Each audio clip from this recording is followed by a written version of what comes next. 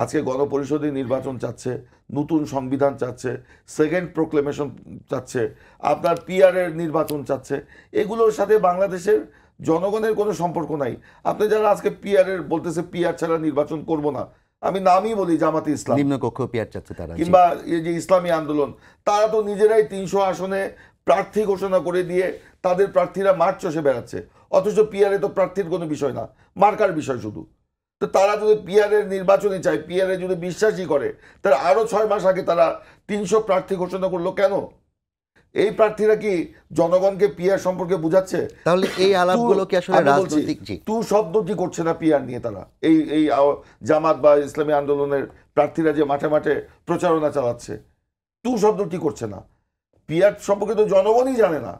তো জনগণকে তো আগে আপনারা জানাবেন, বুঝাবেন, সেটাও তো বোঝাচ্ছেন না। আবার প্রার্থী ঘোষণা করে দিচ্ছেন, এটা তো ডাবল স্ট্যান্ডার্ড। ওনারা আসলে পিআর নিয়ে চান না।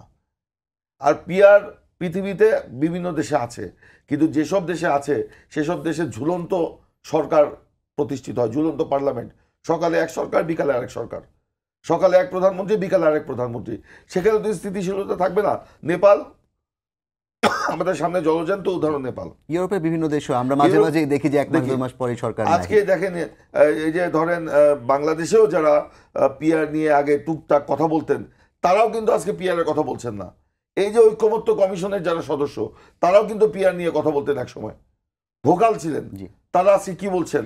যে পিআর এখনকার পরিস্থিতিতে এটা সম্ভব না। এমন কথাও তারা বলছেন, পিআর এর কারণে ইসরায়েলে আপনার গাজায় এই সমস্যাগুলো হচ্ছে।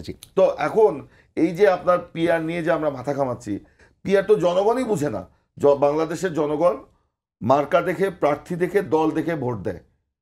প্রার্থীর জনপ্রিয়তার উপরে এই যে নির্বাচিত হওয়ার বিষয়টা নির্ভর করে।